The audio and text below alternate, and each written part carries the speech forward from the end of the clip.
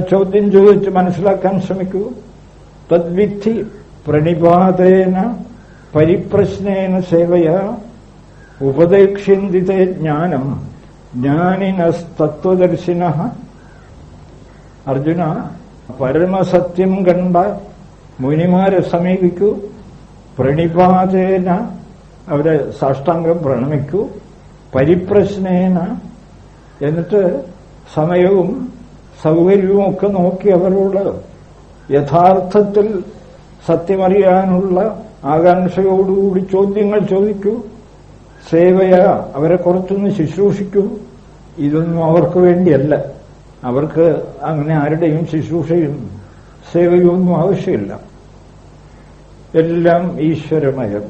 ശരീരം അവർക്ക് പ്രശ്നമേ അല്ല. എങ്കിലും അർജുന, നീ ഈ സത്യോപദേശത്തിന് യോഗ്യനാണ് എന്ന് തെളിയിക്കാൻ വേണ്ടി വിനയാന്വിതനായി അവരോട് ചോദിക്കൂ. ഞാൻ പറഞ്ഞാൽ നിനക്ക് പിടികിട്ടില്ല. കാരണം നീ വിചാരിച്ചിരിക്കുന്നത് എന്റെ അടുത്ത ബന്ധു, ഇയാളുടെ സഹോദരി അല്ലെങ്കിൽ ഞാൻ കല്യാണം കഴിച്ചിരിക്കുന്നത്. ഇയാൾ ഇത്രയൊക്കെയല്ലേ ഉള്ളൂ. അതൊക്കെ ഇതിന്റെ ഉള്ളിലുണ്ട്. നീ അത്ര തന്നെ കാര്യമാക്കില്ല. അതുകൊണ്ട് തദ്വിധി പ്രണിപാതേന പരിപ്രശ്നേന സേവയ ഉപദേക്ഷ്യന്തിതേ ജ്ഞാനം ജ്ഞാനിനസ്തത്വദർശിനഃ. ഇന്ന് പറ്റിയിരിക്കുന്ന ഏറ്റവും വലിയൊരു അപകടം, സ്വാർത്ഥമതികളായ ഗുരുക്കന്മാർ ശിഷ്യസമ്പത്ത് നേടുന്നു. എന്നിട്ടെന്താ പറയുന്നത്? ഇവിടെ വരുന്നവര് മറ്റൊരിടത്തും പോകാൻ പാടില്ല, മറ്റുള്ളവരുടെ പ്രവർത്തനങ്ങളിൽ പങ്കുകൊള്ളാൻ തന്നെ പാടില്ല. ഇതാണ് നമ്മുടെ സത്യോപദേശം നടക്കുന്ന ഇടങ്ങളിലെ കാര്യങ്ങളെ. അത് കൂടുതൽ ഇരുട്ട് വർദ്ധിപ്പിക്കാനുള്ള കലഹം. അപ്പോൾ ഈ മിഷനുകളിൽ തന്നെ അങ്ങോട്ടും ഇങ്ങോട്ടും ഭിന്നത, കലഹം, ആരാണ് വലുത്, ഏത് മിഷനാണ് വലുത്, ഈ ചിന്തയിൽ വളരുകയാണ് നമ്മുടെ ആധ്യാത്മികത. ഇതാർക്ക് എന്തുപകാരം ചെയ്യാനാണ്? ആരെയും കുറ്റപ്പെടുത്തുകയല്ല.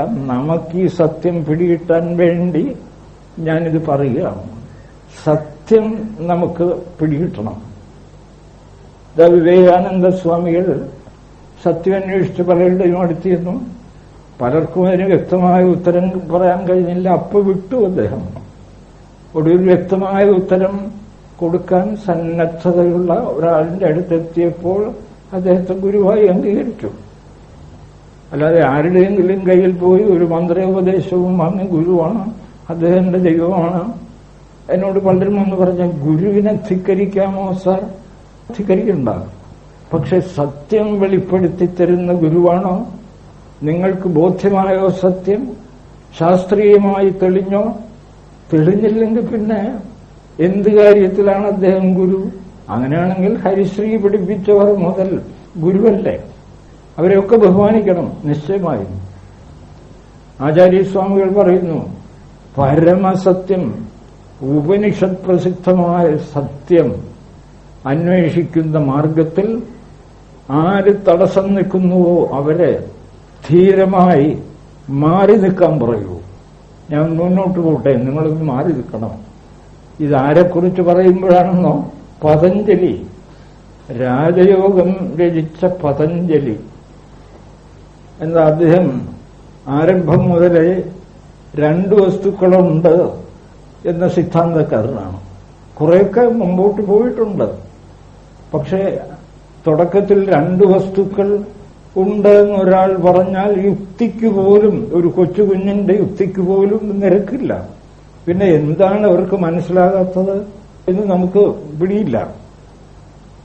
രണ്ട് വസ്തുക്കളെ അംഗീകരിച്ചാൽ അവയ്ക്ക് മാറി മാറി നിൽക്കാൻ മൂന്നാമതൊരു വസ്തുവിനെ അപ്പം അംഗീകരിക്കേണ്ടി വരും.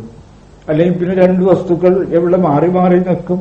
ഇതാണ് ആചാര്യസ്വാമികൾ സാഖ്യമതത്തെയും പതഞ്ജല യോഗമതത്തെയും ഒക്കെ അങ്ങോട്ട് മാറ്റിവെക്കുന്നത്. അവര് പോയിടത്തോളം നല്ലത്, നമുക്ക് പോവാം. പക്ഷെ ഒരിടത്തെത്തി പൂർണ്ണമായി സത്യം തെളിയുന്നില്ല, സംശയം ബാക്കി നിൽക്കുന്നു.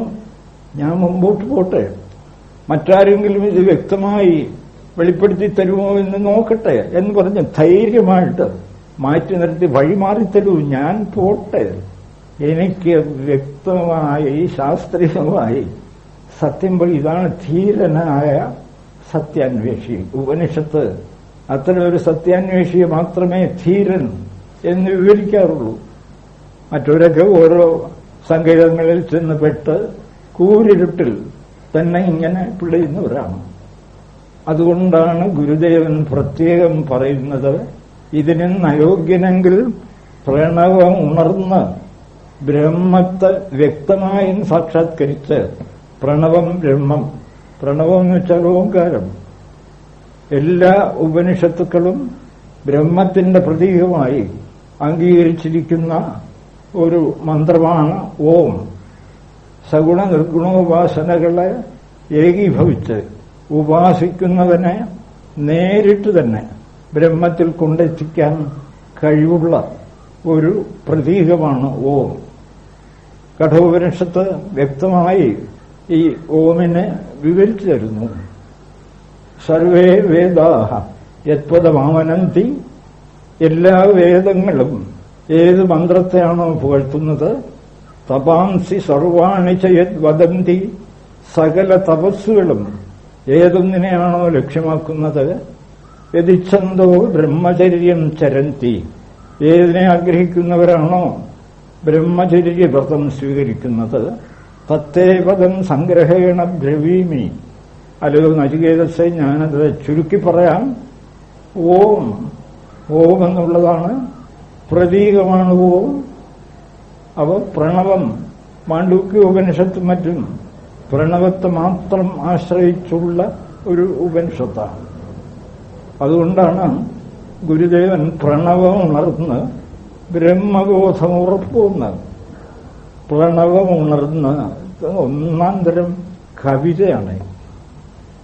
പ്രണവമുണർന്ന പിറപ്പൊഴിഞ്ഞു വാഴും. അവ ബ്രഹ്മബോധം ഉറപ്പുവന്നാൽ ഞാൻ ജനിച്ചിട്ടില്ല, അതുകൊണ്ട് മരിക്കില്ല. ഈ ആത്മോപദേശത്തിൽ തന്നെ ഗുരുദേവൻ പറയുന്നു, മരണവുമില്ല, പുറപ്പുമില്ല, വാഴും. സത്യം അനുഭവപ്പെട്ട് കഴിഞ്ഞാൽ അതുവരെ ഉണ്ടെന്ന് തോന്നും ഭ്രമം. ഭ്രമതലത്തിലാണ് ജനനവും മരണവും എല്ലാം.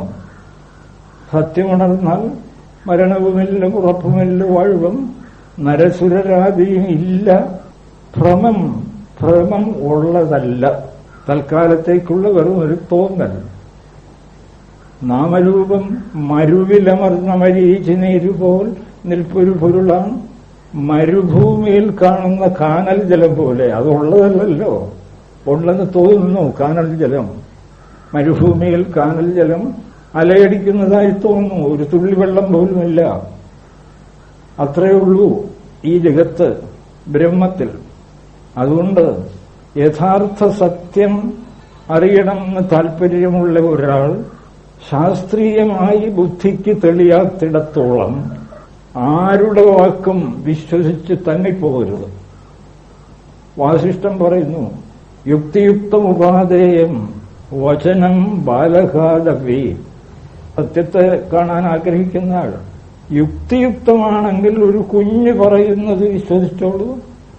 അന്യത് തൃണമിവത്യാജ്യം, മറ്റൊക്കെ പുല്ലുപോലെ തള്ളിക്കളയണം.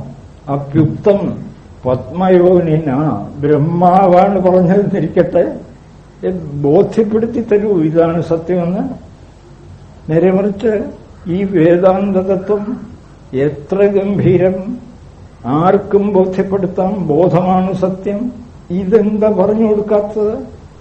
ഇത് പറഞ്ഞു കൊടുത്താൽ തന്റെ ആധിപത്യം നഷ്ടപ്പെടും. ബോധമാണ് സത്യം. എന്താ തെളിവ്? ബോധമുണ്ടോ ജഗത്തുണ്ട്? ബോധമില്ലേ ജഗത്തില്ല. അതുകൊണ്ട് ബോധമാണ് സത്യം. ഉപനിഷത്തിന്റെ ദൃഷ്ടാന്തം, സ്വർണമുണ്ടോ ആഭരണങ്ങളുണ്ട്, സ്വർണമില്ലേ ആഭരണങ്ങളില്ല. അതുകൊണ്ട് ആഭരണങ്ങളെല്ലാം സ്വർണം. ഇത് ഏത് ചിന്തകനാണ് നിഷേധിക്കാൻ കഴിയുക? ഞാൻ ഈ ഉപനിഷത് ഭാഗങ്ങളൊക്കെ വായിച്ചിട്ട് ഇതിനെതിരായി വല്ല യുക്തിയും കണ്ടുപിടിക്കാൻ പറ്റുമോ എന്ന് വളരെ കാലം ശ്രമിച്ചു നോക്കി. എത്ര കണ്ട് ഇതിനെ എതിർ യുക്തി കാണാൻ ശ്രമിക്കുന്നുവോ അത്ര കണ്ട് ഇത് ഉറപ്പുവരികയാണ്. അത് അത്യന്തം ലളിതം, അത്യന്തം ലളിതം. ഇത് പറഞ്ഞു കൊടുക്കാതെ മന്ത്രോപദേശവും അല്ലെങ്കിൽ എന്നെ ആശ്രയിക്കൂ, ഞാൻ നോക്കിക്കൊള്ളാം. ആരെ നോക്കാനാണ് ഈ ഭ്രമതലത്തിൽ? ഈ ഭ്രമമണ്ഡലത്തിൽ ആർക്കും ആരെയും ഒന്നും നോക്കാനൊന്നും സാധ്യമല്ല. അങ്ങനെയുള്ള കൂരിരുട്ടിലൊക്കെ പോയി വീണിട്ട് ഒരു പ്രയോജനമില്ല. അങ്ങനെയാണെങ്കിൽ കൃഷ്ണന് വളരെ കഷ്ടപ്പെട്ട് ഈ 18 അധ്യായമൊന്നും യുദ്ധക്കളത്തിൽ വെച്ച് ഉപദേശിക്കേണ്ട ആവശ്യമില്ലായിരുന്നു. പതുക്കെ അർജുനനെ വിളിച്ച് തലയിൽ കൈ ഒഴിച്ചു, അർജുന പൊയ്ക്കോ, ഞാൻ അനുഭവിച്ചിരിക്കുന്നു, ഇനി നീ ഒന്നും ചെയ്യണ്ട, ഒക്കെ ഞാൻ ചെയ്തോളാം. ഇതെന്താ പറഞ്ഞത് കൃഷ്ണൻ? ഉത്തരേത് ആത്മനാത്മാനം